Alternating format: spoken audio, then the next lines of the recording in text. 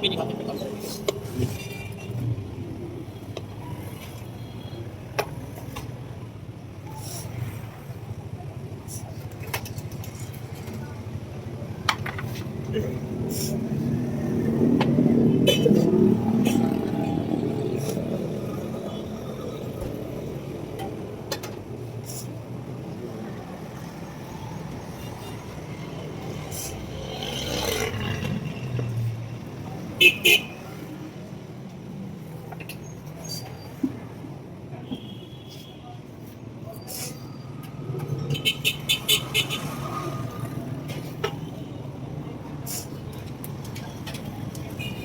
अस्सलाम वालेकुम।